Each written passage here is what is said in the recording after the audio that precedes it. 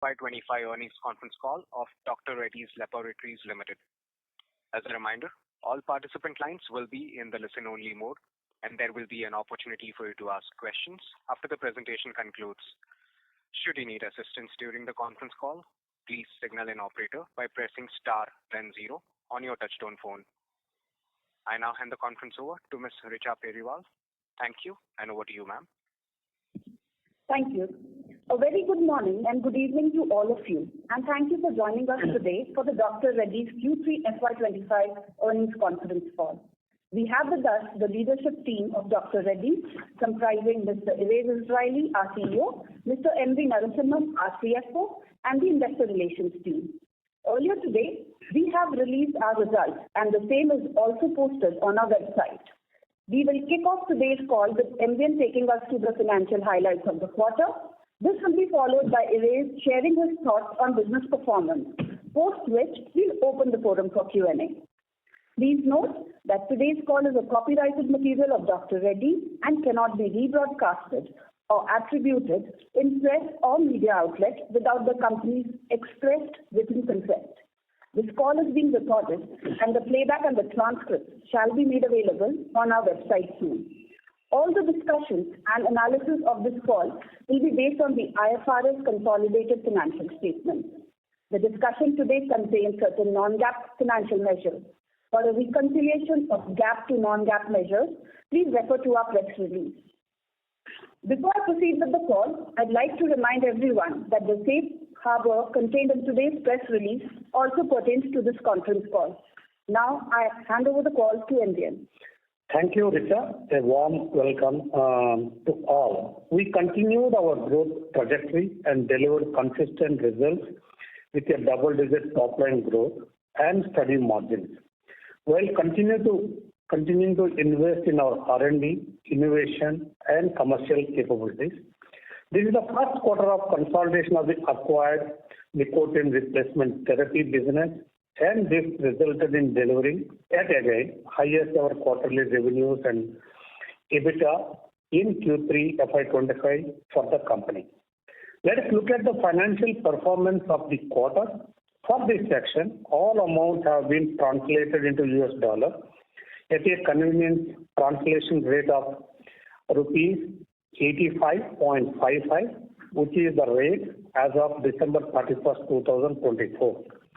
Consolidated revenue for the quarter stood at 8,359 crores, which is $977 million, a growth of 16% on year-over-year and 4% QOQ. This includes the revenues from the acquired NRT business of rupees 605 crores. Excluding NRT revenues, the underlying growth is at 7.5% on year-over-year basis and a decline of 3% on QOQ. Consolidated gross profit margin stood at approximately 59% for the quarter, an increase of 19 basis points over the same quarter of the previous year, and a decrease of 91 basis points sequentially. The year-over-year increase was primarily on account of improvement in product mix and manufacturing overhead leverage, partially offset by price erosion. Gross margin for global generics and PSAI were at 61.3 and 28.6 respectively. The SG&A spend for the quarter was 2,412 crores, which is $282 million, an increase of 19% year-over-year and 5% on QOQ basis. The year-over-year increase was primarily on account of recently acquired NRT business, investment in the new business initiatives, building the capabilities, and higher logistics costs due to increased freight rates. The SG&A spend as a percentage to the sales was 28.9% and was higher by 82 basis points on year-over-year and 15 basis points QOQ basis. The R&D spend for the quarter was rupees 666 crores, which is $78 million, an increase of 20% on year-over-year and decrease of 8% on QOQ. The The continued investment in R&D was primarily towards development of complex generics and biosimilars. The R&D spend was at 8% of the sales and was higher by 25 basis points on year-over-year and lower by 110 basis points on QoQ basis. We expect the investment to be in the range of 8.5 to 9% for the full fiscal. The EBITDA for the quarter, including other income, was rupees 2,298 crores, which is $269 million, an increase of 9% on year-over-year basis and flat QoQ. The EBITDA margin stood at 27.5% and was lower by 176 basis points on year-over-year and 95 basis points QoQ basis. The net finance expense for the quarter is around 2 crores as compared to net income of 96 crores for the same quarter last year, primarily on account of unfavorable forex impact and lower interest income post NRT acquisition consideration payout. As a result, profit before tax for the quarter stood at rupees 1,874 crores, that is $219 million. PBT as a percentage of revenues was at 22.4%. This includes profit before tax from the acquired NRT business of rupees 124 crores. Effective tax rate for the quarter was at 25.1% versus 24.5% in the base quarter. We expect our normalized ETR to be around 25%. Profit after tax attributable to the equity holder of the parent for the quarter stood at rupees 1,413 crores, which is $165 million, a growth of 2% on YOY and 13% QoQ. This is at 17% of revenue. Reported EPS is rupees 16.94. The EPS has been derived on the increased number of shares post the stock split and after non-controlling interest. Operating working capital as of 31st December 2024 was rupees 12,782 crores, which is $1.49 billion, an increase of rupees 716 crores, which is $84 million over 30th September 2024. Capex cash outflow for the quarter stood at rupees 709 crores, which is $83 million. Negative cash flows for this quarter was 209 crores, which is $24 million. We have a net cash surplus of rupees 1,603 crores, which is $187 million as of December 31st, 2024. Foreign currency cash flow hedges in the form of derivatives are as follows. US dollar is hedged through structured derivatives, $285 million for the next quarter at 83.9 and 681 million maturing over the next financial year with minimum production rate of rupees 85.7 to the dollar, which also allows participation when USD strengthens. Ruble 1,903 million with a minimum production rate of rupees 0.9 to the ruble maturing in the next 3 months. With this, I now request Reddy to take us through the key business highlights. Thank you, MDN, and very good morning and good evening to everyone. We have delivered another steady quarter with a double-digit top-line growth and EBITDA margins of 27.5% and a return on capital employed of 28%. We remain committed to our stated strategy of strengthening our core generic business while also investing in our future growth drivers, primarily in 3 areas: consumer healthcare, access to innovative products, and biosimilars. We are focused on driving productivity in research and development, scaling our manufacturing and commercial capabilities, and leveraging our market access to capture opportunities while operating efficiently. Following the completion of acquisition of the nicotine replacement therapy business in September, we are now focusing on its seamless integration. which will happen in phased manner starting April 2025. During the transition period, the seller, Elion, will provide distribution and related services across all markets. In Q3FY25 is the first quarter of consolidation of NRT business financials. Let me take you through the other key highlights for the quarter. One, double-digit growth in revenue at 16%, with EBITDA margins at 27.5%, ROC at 28%, $188 million of net cash surplus.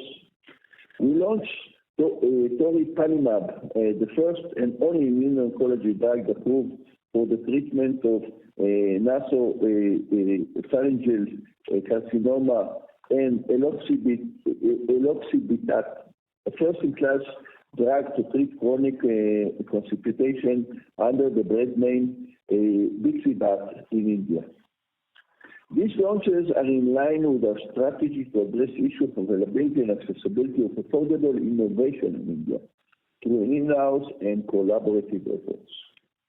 We also made progress on our biosimilar journey. We secured the marketing authorization for rituximab in the UK, and denosumab has been filed in both US and Europe.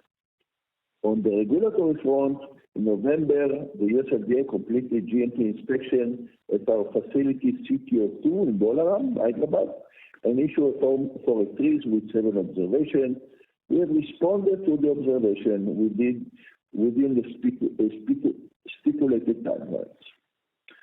We have integrated sustainability in our business operation and continue to recognize for our focused efforts in ESG. We have placed 5 globally and non-pharma companies assessed in the 2024 S&P Global CSA with ESG score of 79 out of 100. We continue to be members of the DJCI World Index for the second year in a row, along with the DJSI Emerging Markets Index for the 9th year in a row. MSCI ESG rating has been upgraded to A in December. We continue to feature among Nifty 100 ESG sector leaders. Further, Science Magazine named Dr. Reddy in their top 20 global pharma and biotech employers for the third consecutive year. Now, let me take you through the key business highlights for the quarter. Please note that all reference to these numbers in these sections are in respective local currencies. Our North America generic business recorded revenue of $401 million for the quarter, which was flat on a year-to-year basis, with sequential decline of 10%. The benefit from volume growth and new launches was offset by price erosion, resulting in the year-on-year growth.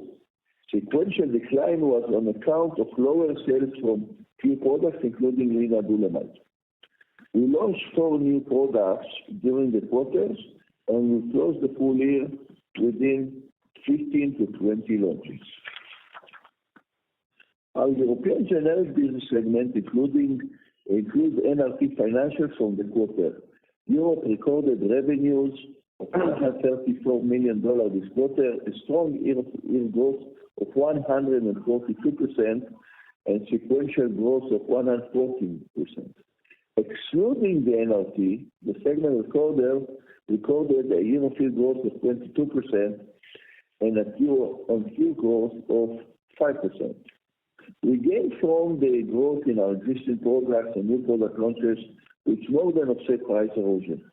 During the quarter, we launched a total of 9 products across markets. Our emerging market business recorded revenue of 1,436 crores rupees in the quarter, with year-on-year growth of 12% and decline of 1% on sequential basis. Year-on-year growth was on account of new products, launches in Russia and the rest of the world markets, and was further aided by higher base business volumes. We launched 20 new products during the quarter across various countries of the emerging markets. Within this segment, the Russia business grew by 20% year-on-year basis in constant currency. India business recorded revenue of 1,346 crores in Q3 with a double-digit year-on-year growth of 40% and sequential decline of 4%. We benefited from the growth in our broad portfolio, including in licensed vaccine portfolio and new launches. We launched 6 brands this quarter. As per IQVIA, our IPM rank continued to be at 10, and we outperforming the IPM with MQT growth of 10.3%, while IPM growth was at 7.4%. However, excluding the in-licensed vaccine portfolio, our growth was at 5%. While many of our brands outperformed the respective categories, selected brands in cardiac and gastro, especially in intestinal therapy areas, witnessed a slower pace of growth. We are poised to return to the market-leading growth in these therapy areas in the coming quarters.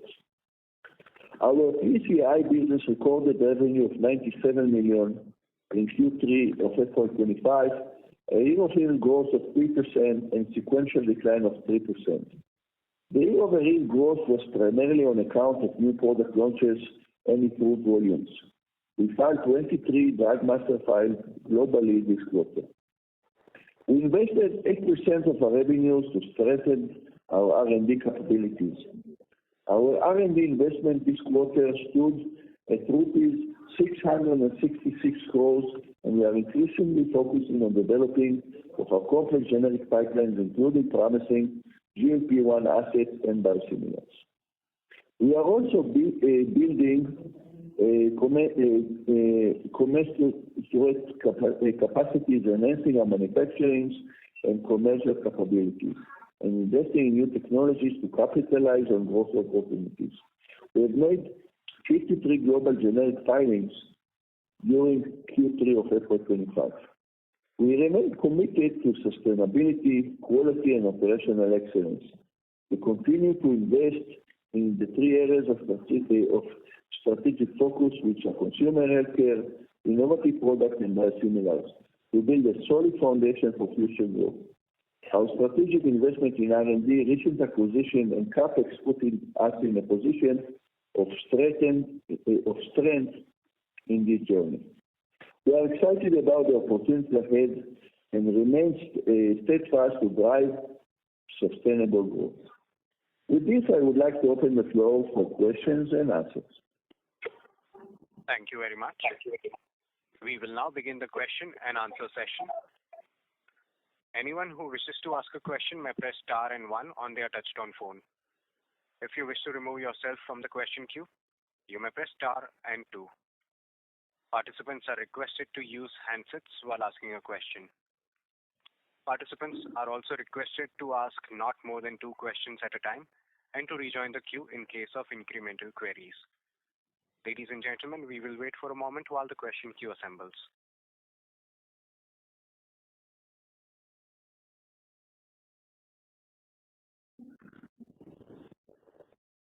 Our first question comes from the line of Kunal Dhamesha from Macquarie. Please go ahead. Hi, good evening, and thank you for the opportunity. The first one on the India business. So we have grown at around 16% year-on-year, but if we just look at the core business, how that performance has shaped up, and we have also mentioned that there is some weakness in cardiac and gastrointestinal segment, lower volume pickup. So is it transitory in nature, or is there something more to be taking into account there? Yes, so indeed, if you take out, so all the other categories were outperformed the market, and actually all of them grew double digits beside these 2 segments. As for both of them, there are solutions in terms of, let's call it, the actual execution of the way we do sales and marketing, as well as as well as the product performance per se. Specifically to gastro, I have no doubt that it will come relatively soon. Cardiovascular may take additional quarter as we need some more adjustments to do. In both cases, we are investing more in both businesses in order to grow them faster. So we are very much focused on that. Other than that, the business in India did pretty well. Sure. It is one more question on our biosimilar foray now. We have already filed rituximab, now with denosumab also filed, but with partner. So if you could throw some light on the economics here for denosumab and in terms of, let's say, eventual launch, can we assume that this would be the second product after rituximab and then followed by another one, abatacept, is the way we should look at? Yes, that's how we should look at it. So denosumab is actually supposed to facilitate our abatacept launch because the two products are going for the same segments and give or take to the same type of doctors. So it was also the strategic rationale of why to license the product. We wanted to create the team and the capability in the marketplace to be able to then gain more or faster market share on abatacept. So this was also the rationale. In terms of timelines, normally in the US, it takes about 12 months, give or take, for approval. So as we submitted it in December, give or take, this is where we should expect a launch. In Europe, it's a bit slower. We submitted in October, so likely we normally takes around 14-15 months to get all the approvals. So that's also where the time that we are supposed to launch denosumab. And yes, it will be after rituximab in Europe. Yes. Sure. And with your permission, last one for MVN. The 1240 million rupees of NRT PBT that we have suggested, would it include any allocation of interest expense or just the amortization? Only amortization, no interest. Okay. Thank you and all the best. Thank you. Thank you. The next question comes from Neha Manpuria from Bank of America. Please go ahead. Yeah, thanks for taking my question. It is on the US business. You mentioned that a few products have seen moderation quarter on quarter, including Revlimid. While Revlimid, we understand there's lumpiness, but what is the reason for the decline in the base business, excluding Revlimid? Have we lost market share? Is the pricing erosion higher than we were expecting? Any color there? So nothing major happened. The products that were declined were the famous products that we got at the competition, like the Costepan and the Suboxone, the stuff that the competition entered, some of them 9 months ago, some of them 6 months ago. So there was a certain continuation. This happened also before. Nothing major happened in per se. Against that, most of the growth that compensated for it was primarily market share. It was less about new products and more about market share. So, just to get this correctly, we have lost market share in some of these products and hence the decline. So this is the new base we need to work with. Is that understanding right? It's a combination of market share and prices. Understood. Okay, got it. And my second question is, on the consumer healthcare business, on the NRT transaction. Given that Haleon is still running the business for us till the time the integration happens, how should we look at investments in the business and the ramp up in the NRT pool? Would that happen only after the integration is done? Is that fair to assume that in the next 12 months the focus would be in actually integrating and then probably the business would go into investment phase? No, we do have an agreement with them on investments and increase of even investment in certain areas.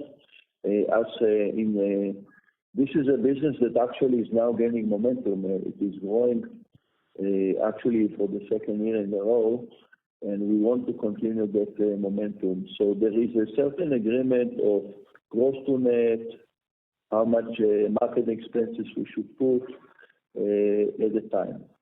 Once, of course, the market will come to us, we don't need to pay that fee anymore to Elion, so it will save that amount of money. But we are paying a certain amount of money for the services they are giving us as we speak.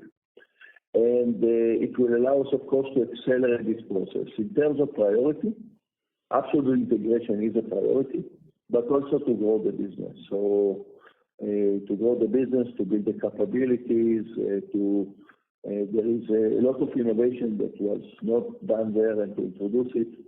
The real growth will come post this integration, but we are going to invest more also in this 12 to 14 months that we are going to get the time that we'll get those markets. We are not waiting for them. Okay, and that investment will flow through our P&L in the SG&A cost. That's a fair assumption. Yes. Yeah, absolutely. Okay. Absolutely. Okay. Thank you so much. Thank you. The next question comes from the line of Amey Chalke from JM Financial. Please go ahead.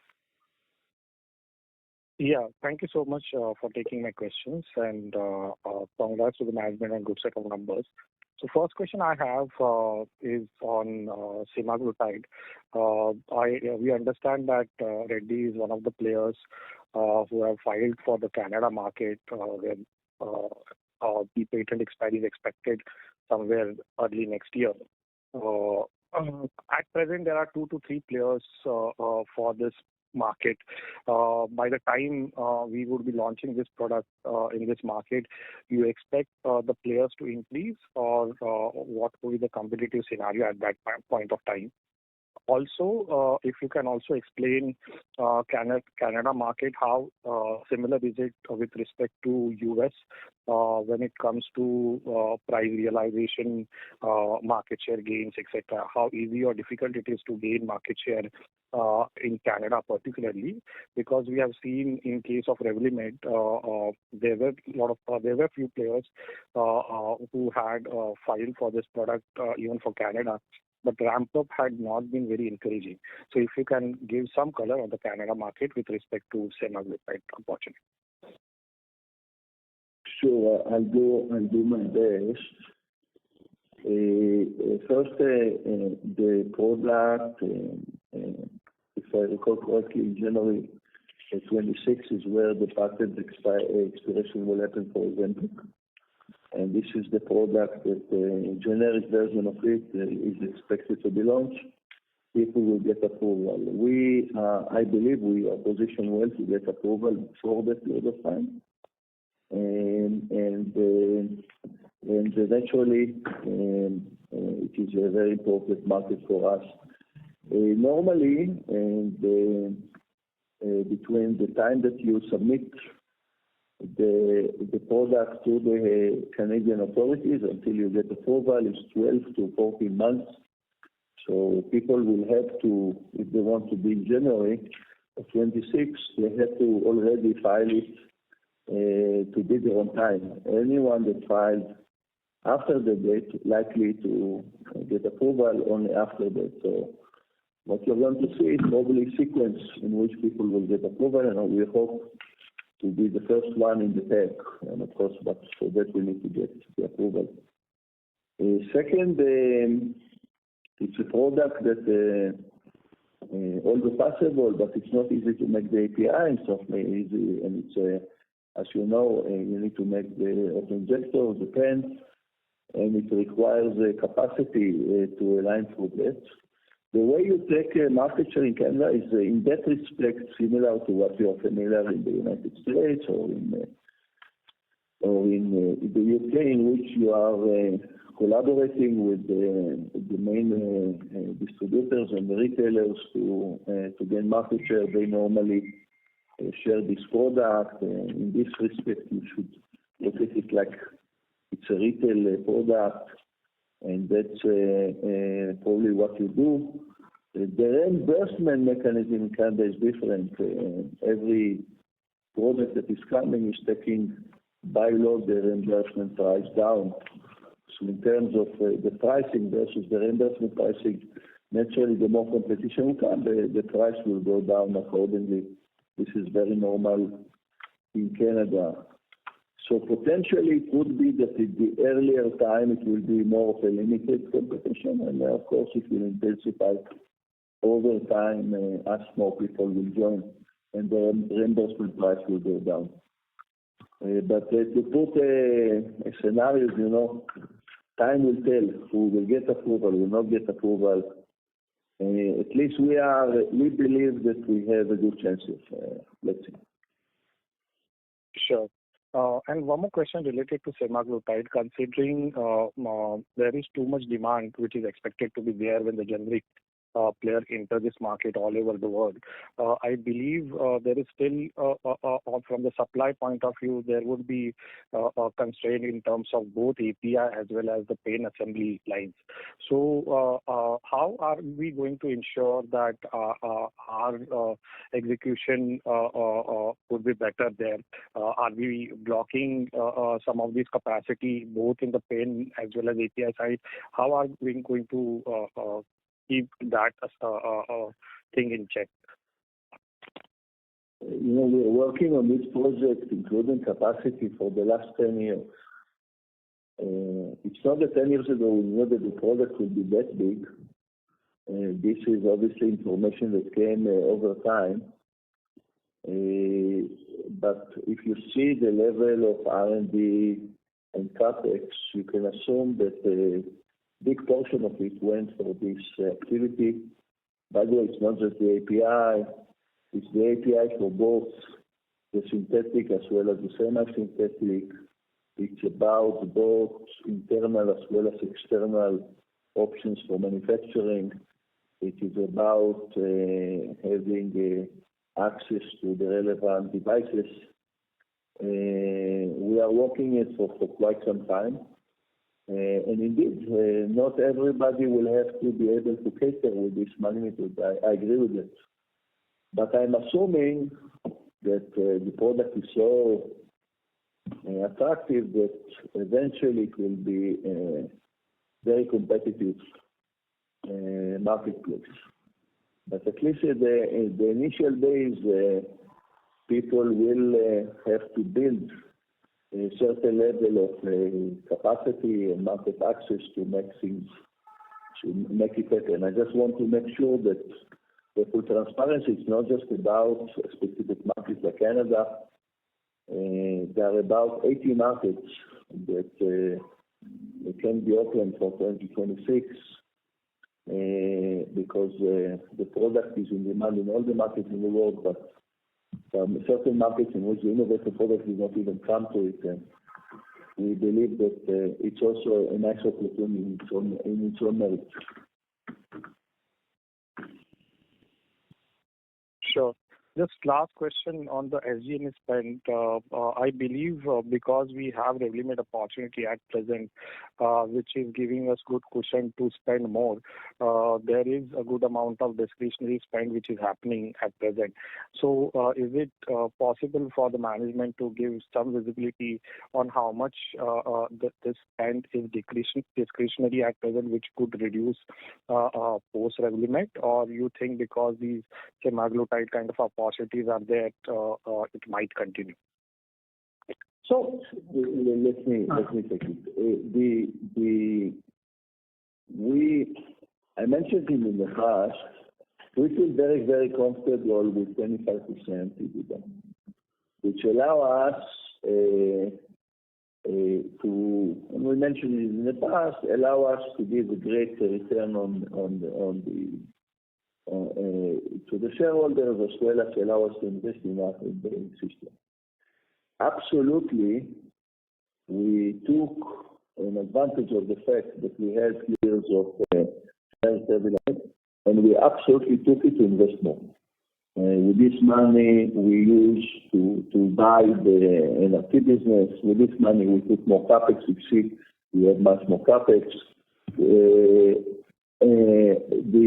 investment that we mentioned before on semaglutide, which was part of it, and now in the case that which I believe will be that the activities that we mentioned of growing the base, as well as the productivity, as well as the big products like semaglutide and Abattoir, as well as BD, will allow us to grow, which I believe that this is what will happen. We will continue to invest also further into the future because we are also building growth engines not just for the immediate future like 26 and 27, but also for 28, for 29. We are planning to be in the neighborhood for quite some time. If we will not have this money, absolutely we have the ability, because a lot of our expenses are discretionary, especially SG&A in R&D.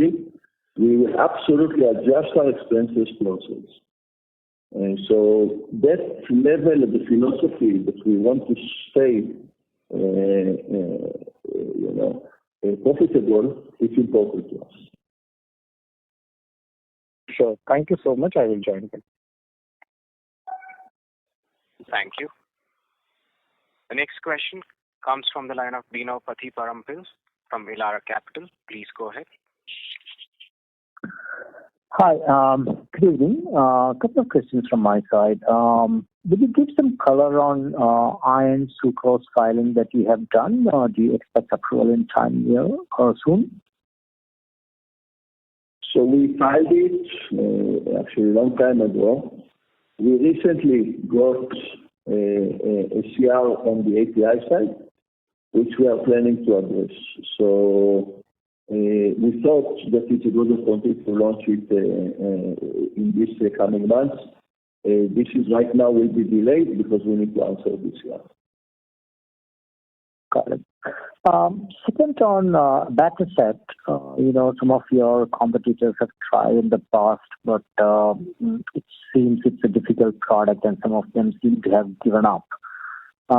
What gives you the confidence that your product can see through the FDA approval process? We had a very successful phase 1.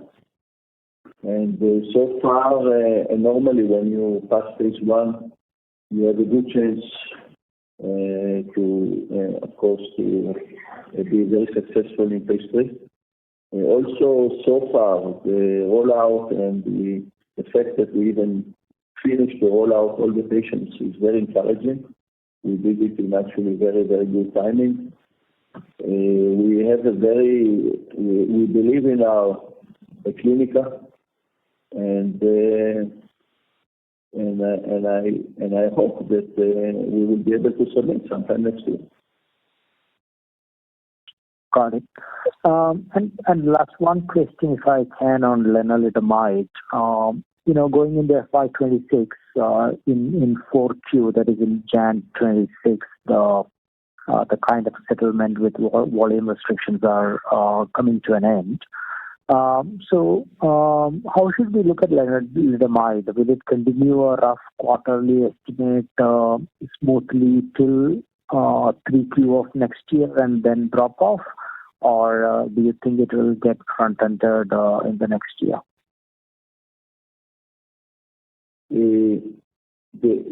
I don't know exactly how the quarters will be because this is a decision normally by the customers. It's not that we are planning that way. We are serving the customer in the way they want to be served.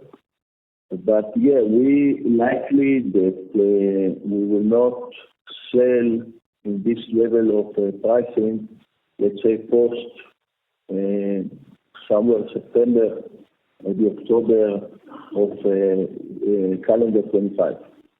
Now, what exactly, how it will work, I don't know. But post that period of time, unlikely that it will come because of the normal, what we call shelf adjustments, stuff like that. So give or take, until that period of time, you should see similar behavior of the product as you saw in the last couple of years. Got it. Thank you. I'll turn back to you. Thank you. Participants are requested to ask not more than 2 questions at a time and to rejoin the queue in case of incremental queries. We'll move on to the next participant. The next question comes from Surya Narayan Patra from Phillip Capital. Please go ahead. Thanks for the opportunity, sir. First question is on the NRT portfolio acquisition.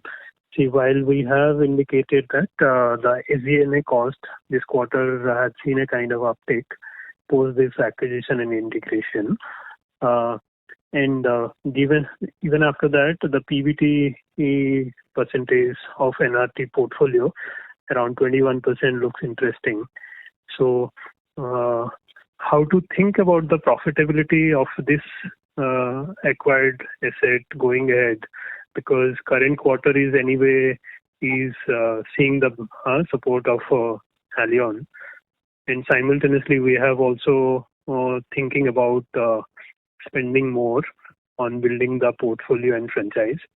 So while it looks interesting in terms of the profitability compared to our base business, so going ahead, how should we think in terms of the synergy benefit at the margin and profitability level for this acquired asset? It should continue to be profitable. So we absolutely going to finance the additional investment with growth, and we are planning to keep it profitable. There is no plan to go for, let's say, 2-3 years of investment and then take it from there. The idea is to indeed spend more, but to keep it in the, for sure, the 20+ digit on EBITDA to continue on this asset. Okay. My second point is on the Nestle JV and the domestic business put together. I am asking this question. So how long that we will take for the Nestle JV to really contribute meaningfully to the growth of the domestic business? That is one. And the second part of the domestic business question is, while we do anticipate this is the business segment which should be growing the fastest among all other business segments for Dr. Reddy over the next few years, but right now it is not even matching the industry growth momentum. So how should one think, and what will start contributing incrementally to the anticipated, so that it can reach the anticipated growth rate? So the question on Nestle, this will absolutely going to take time. The reason for that is that we need to bring the products to India, and we need to invest behind brands that are not today recognized in India. So it's not that we're investing behind something that is already known. And as I'm sure you know well, it takes time to build brands that both Nestle and us are very much aligned to that. By the way, so far the business is going even ahead of our expectations. So I'm very happy about it. But in terms of significant contribution to the growth, this will take a couple of years. As for what your comment about the India business, I mentioned it with the previous questions. Actually, the business is doing well. We do have 2 segments that underperformed. We mentioned it also, the GI and the cardiovascular. We have a plan to bring it back, but the business is actually doing well. What we believe really will drive the business, I'm saying it for quite some time, actually for quite some years, we believe very much in introducing innovation to India rather than branded generics. I strongly believe, I'm emphasizing also today, that the branded generics growth will decline over time because of various reasons that we discussed in the past. And I believe that the right products to bring to India are technologies that are addressing unmet needs that are with passive protection, and that's what we are building on. I'm very, I believe in what we phrase and very committed to what we discussed in the past. We are going to grow and become top 5 in India. Okay. So the momentum accelerated growth will be seen in the domestic side starting next year onwards, sir, or it is 27 onwards? No, we are growing also today. We are doing it both organic and inorganic. We are growing in 15-60%. Mm-hmm. For me, growth is everything. And we are growing faster than the market. The market is growing 7%, and we are going to grow about 15%. Yeah. This will continue. Will continue. What we do not take into account at this stage, because of valuation, is of course major acquisition. That we discussed in the past. Right now, at least the multiples of India were too high for us, and we are trying to do it organically. This is why it's taking more time. But we are very bullish, and India is a very, very important focus market for us. Okay.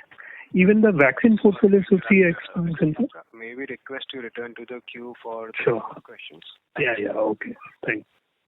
Ladies and gentlemen, in order to ensure that the management is able to address questions from all the participants in the conference, please restrict your questions to one per participant. You may join back the queue for follow-up questions. The next question comes from Damayanti Kerai from HSBC. Please go ahead. Hi, thank you for the opportunity. My question is again on semaglutide. So, what kind of addressable market you are looking at outside of the US?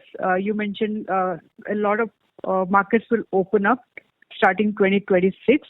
And with the kind of capabilities which you have built on API or on the device front, what kind of market share you are looking for yourself?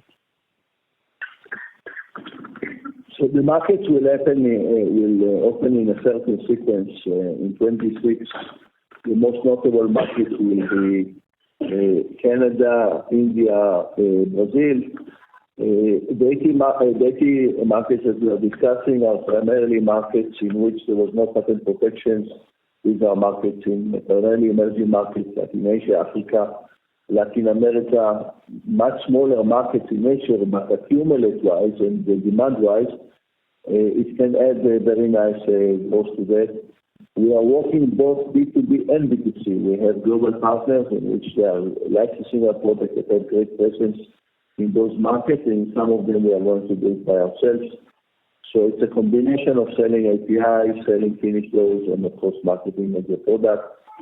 And we are going for all the products, Ozempic, Wegovy, and the oral products. So overall, it's something that will come in multi-markets. This specific product, as you know, US and Europe will come later into the game. Okay, but any size indication which you are targeting, say, for the bigger addressable market? It's hard to tell market share because we don't know yet, who's going to compete in which one of these markets, etc. But naturally, in all the markets that we will be first, we have a high expectation of performance, obviously, from the market. But any number that I will indicate to you will be wrong. Time will tell. It's not the clear idea. We really don't know. Okay, thank you. Thank you. The next question comes from Tushar Manudhane from Motilal Oswal Financial Services. Please go ahead. Yeah, thanks for the opportunity. Sir, just on Abatacept, the timeline to file the product, I missed in the comments, if you could repeat. Timelines to file, sorry? Abatacept, biosimilar. So if everything will go right, we should submit it in December of 25. December of this year? December 2025. Yeah. Got it. So and then assuming 12 to 15 months timeline to the regulatory review cycle, right? Like the Muslim said, inshallah. We hope for the best. Normally it's about 12 months, so let's hope. But let's say for patent point of view, January of 27 will be a great timeline if we can achieve it. Understood. And will this product be manufactured completely in-house, as in drug product as well as drug substance? Correct. We will make both DS as well as BCP. Sorry, I didn't get your comment. We will manufacture? You are correct. We will make both drug substance as well as drug product. Understood. And just one more, if I may squeeze in, with respect to semaglutide, while the addressable market size seems too difficult to highlight, but broadly, given that ex-North America market, let's say Canada, India, Brazil market, can this product, do as much as Revlimid has done for us in North America? I wish. I don't see. First of all, the product has the potential to be big, but let's see. We need to see what will be the prices, what will be the market share, etc. But there is a potential for something significant. Like I mentioned before, it's not product replacing one product. The growth post-Revlimid will come from 4 elements that I mentioned before. First of all, the growth of the base products. We have about 30,000 CR sales that is growing double digits of base business, including, of course, new products that will be launched that are not the biggest. Second one, we discussed, we are aligning our expenses to the relevant revenues that we have. And we are creating that level of productivity as well. Number 3, we have those special products like semaglutide and another. And number 4, we have BD. We are all the time doing BD. So all 4 elements will grow us. It's not one silver bullet. We highlighted specifically the SEMA at the time because of the timing in which this product is going to affect, and I'm happy that you guys picked it up. But it's not that SEMA will replace Revlimid. It's all the business leaders will have to grow, and this should allow us to continue to grow the company, also post the arrangement of Revlimid. Got it, sir. Thank you. Thank you. The next question comes from Sayan Mukherjee from Nomura. Please go ahead. Yeah, hi. Thanks for taking my question. So just one question on semaglutide. Is the oral formulation available for launch in 2026 in India and the other emerging markets, or it would just be injectable and oral would come sometime later? If you can highlight the timelines for different formulations. Oral will come later. In some places, there are also patents on the oral and the formulations. So in most of the markets, it will come between 12 to 18 months after the Ozempic. But we are planning to be day one in all the places that we can with this product. So in calendar 2027, you will see oral launches. In some markets, it can be 27. In some markets, it will be 28. Okay. Thank you.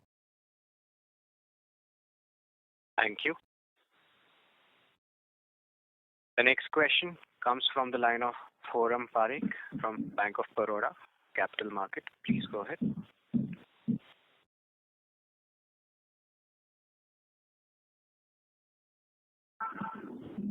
Ms. Parekh, your line is unmuted. Please proceed with your question.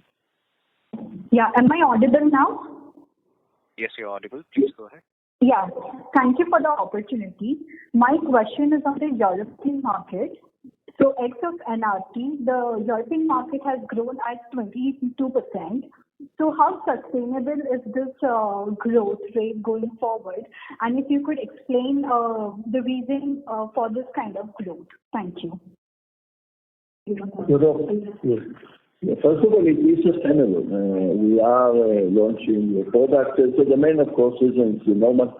We are the various leaders in primarily in 5 countries that we are operating. So today we are working primarily for 5, but we are expanding also to 5 more. And so it's a combination of new products, volume growth, the product that we launch, and new market. So it's absolutely sustainable.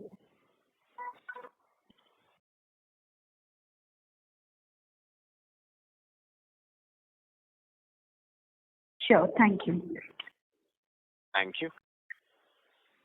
The next question comes from the line of Anubhav Agarwal from UBS. Please go ahead.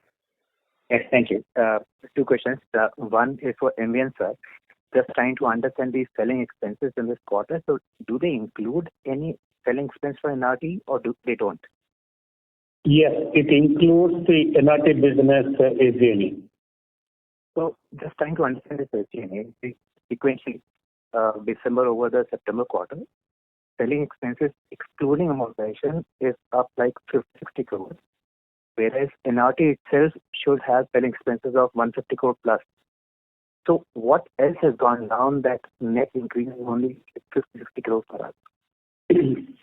So if you look at maybe as a recap, our last quarter discussions, I think there was one exceptional expenses of stamp duty was amount 52 crores was there in the previous quarter, and this quarter we have full NRT expenses. So if you look at then, I think you'll get the right match. Okay, sure. Second question is on, you guys have earlier mentioned that you have 2 good products in the US. You talked about iron sucrose has a CRM API. What about the others? Is there any query or inspection or anything pending for it, or do you still expect approval for the other product anytime now? So there were no other queries that came recently.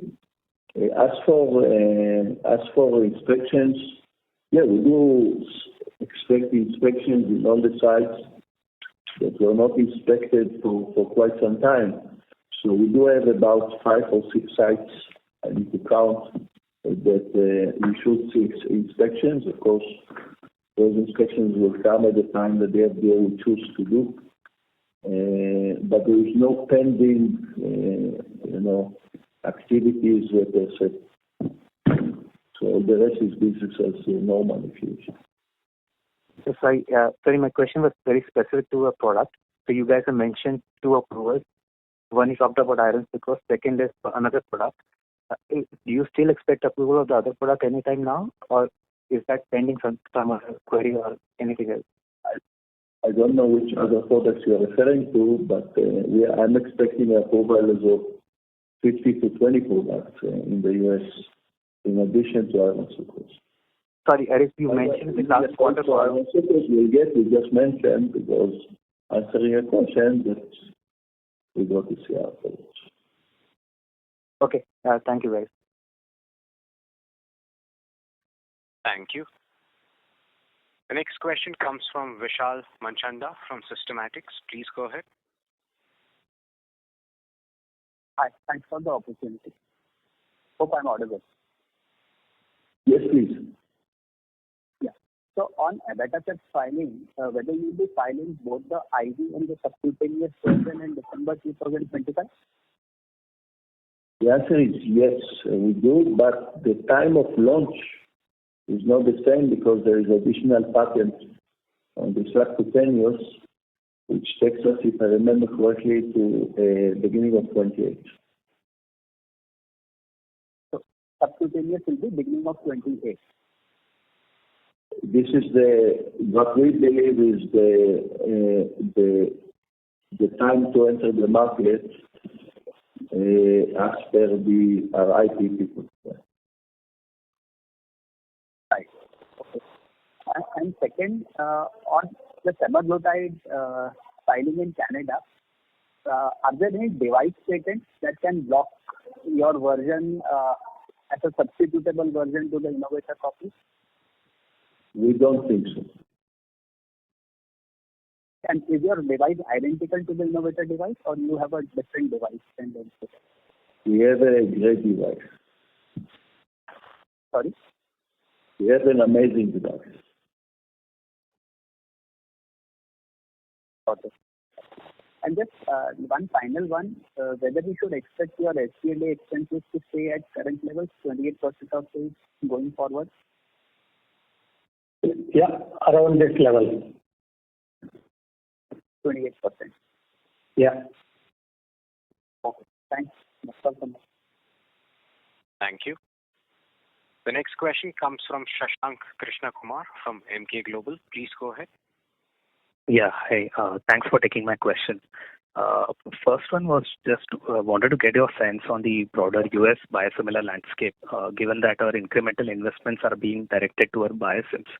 We're increasingly seeing PBMs launching their own private labels. I think starting this year, several Humira biosimilars will also face formulary exclusions. So how do you see the overall U.S. biosimilar landscape shaping up, given that there are several products in the pipeline? So I'm assuming it's more of a strategic question. So first of all, a lot of products, if you go, it will come gradually, but for the next decade will be off patent. Many products, and many biospecific as well. So in that respect, it creates an opportunity. Second will be, there will be absolutely products that will be more crowded, and therefore very high level of competition. And you will have a product that will be less crowded in that respect. Absolutely, we are going to see private label, we are going to see all kinds of phenomena related to paying for the products. So we are preparing for a very competitive landscape. And like I mentioned in the past, we are not going broad on that. We select certain products that we believe that we can make the difference and can add value to the respective market. We are trying to go for limited number, but with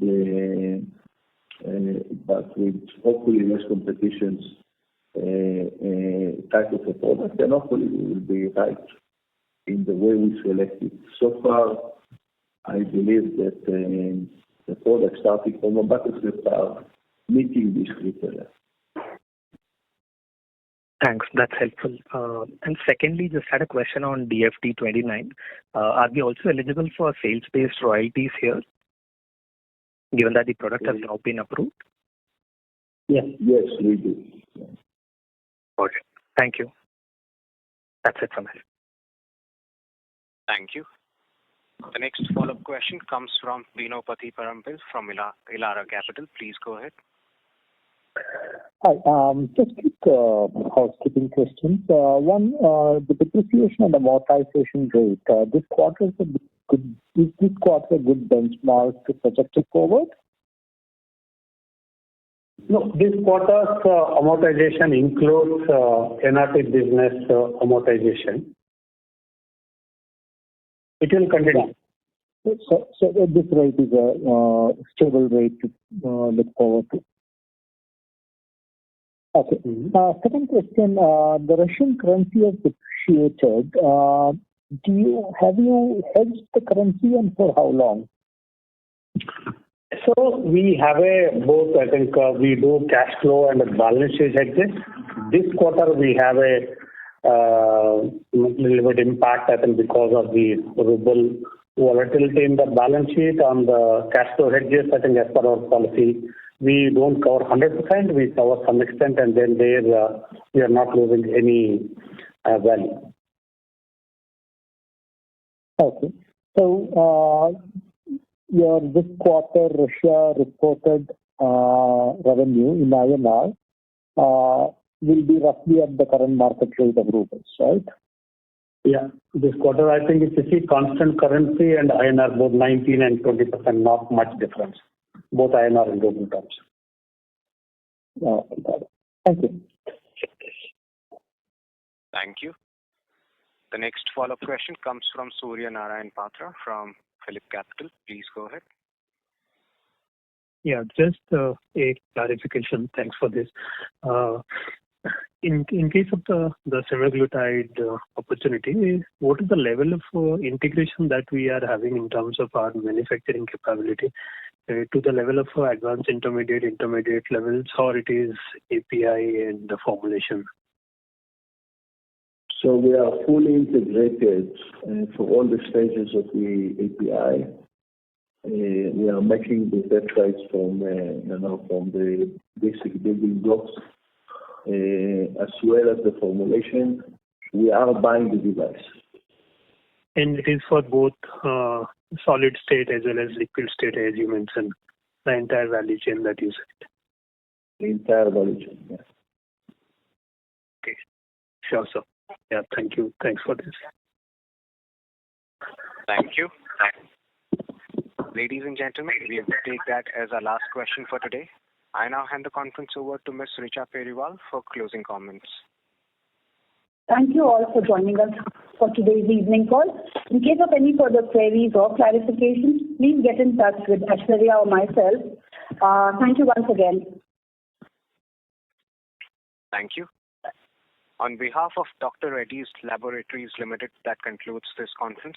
Thank you for joining us. You may now disconnect your lines.